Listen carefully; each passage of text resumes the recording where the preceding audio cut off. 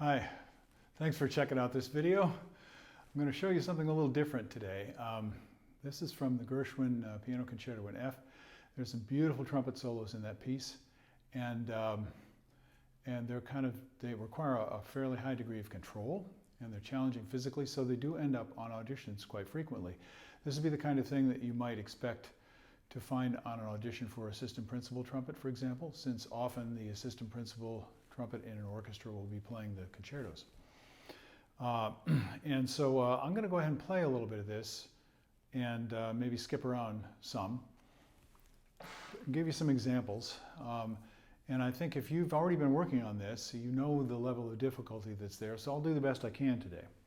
Now, another thing that makes this different, other than the style, the fact that it's Gershwin, it's in a kind of quasi-jazz-ish style, is that he says to mute with a felt crown.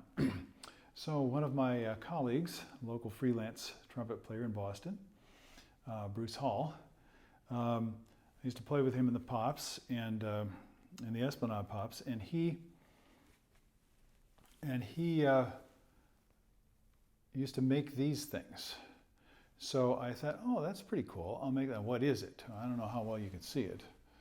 It's a felt hat with some holes cut in it. And at the top, it's got a couple of slits cut that you can kind of hang it over the bell.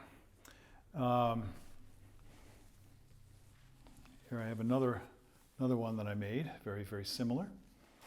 And then the third item is the ubiquitous Crown Royal bag. And I'm not telling you have to buy a bottle of Canadian whiskey. You can go to a bar that sells this stuff, or if you're not old enough, then you get a friend to do this, especially if the friend is a barback, because they'll be throwing these things away, and you might be able to get one that way. Other than that, give it to your dad for Christmas if they like Canadian whiskey, and then hopefully you'll get the bag out of it. But I actually like this the best, so I'm going to use this for playing this particular solo. Here we go.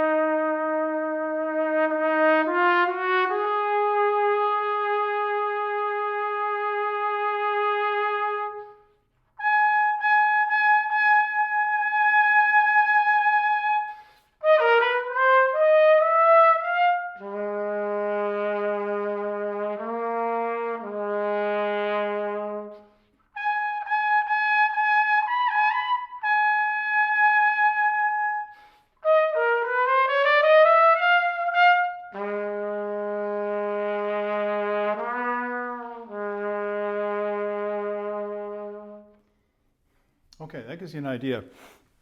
Give me a second here. I need to empty the water out of my third valve slide. It was kind of annoying me all the way through. I was like, oops, I forgot to empty that before I started recording. So you get the idea. Big intervals. Big change from upper register to low register. Soft playing. Delicate articulation. Those are the things that a lot of trumpet players don't practice.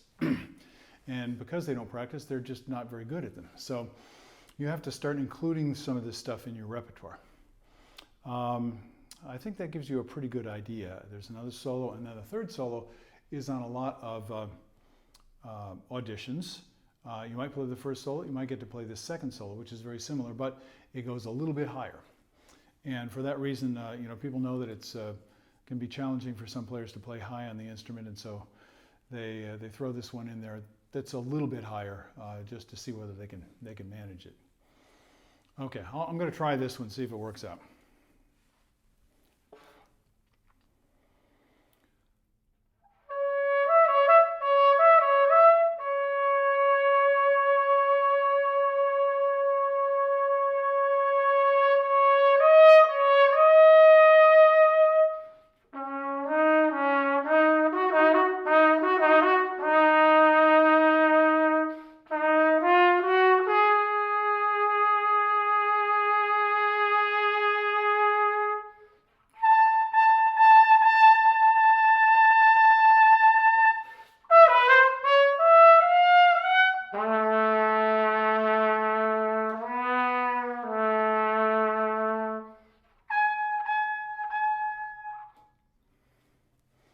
So I hope that gives you an idea. It's way fun to play that in the context. This is one of the hard things about playing auditions. You have to take all these things and bring the music with you in your mind. So you're not just executing the skills once you've mastered them, you're actually helping the people who are listening, the people on the committee, to enter into the orchestral experience, to remember what being in that piece is like, hearing the harmony, hearing all the other supporting parts. So it's also a good idea to study the scores, see how things fit together, do a lot of listening, hear different examples. And I hope that this example has been helpful to you as one example of many, as a reference so you can work from it. There are lots of things that you have to practice in order to get this to be comfortable, to be manageable.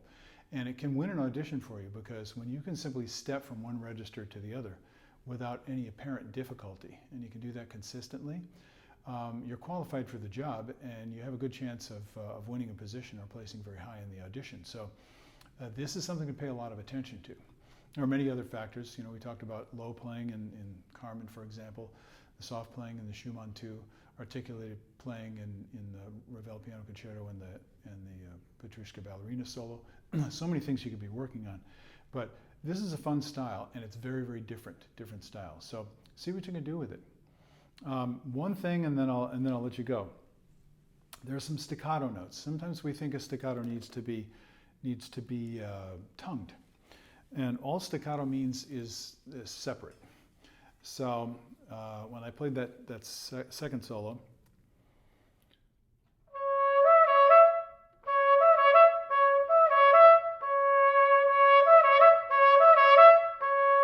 you see the little gesture and the little lift there? And I'm simply releasing the note, letting that space,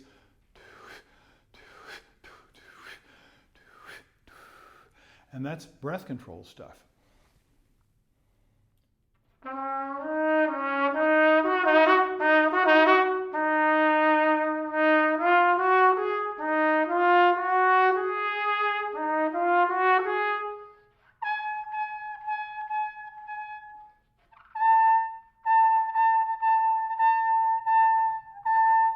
So those notes, if those notes are uncomfortable for you, practice the musical quality, the gesture, the shape, the quality of the articulation in a comfortable register. Take it down an octave and then play it throughout the register, and you'll learn a tremendous amount about your playing. So that's a great thing about practicing orchestral excerpts. I've mentioned before that I didn't ever plan to be an orchestra player, but God has a sense of humor, so that's where I ended up for a good part of my career. And as a result, I had to learn how to do all these things, and it really, really has improved my playing. So I hope that you will take on the challenge and enjoy the process as well. I'll catch you for the next episode. Have a good day. Enjoy your practice. Bye-bye.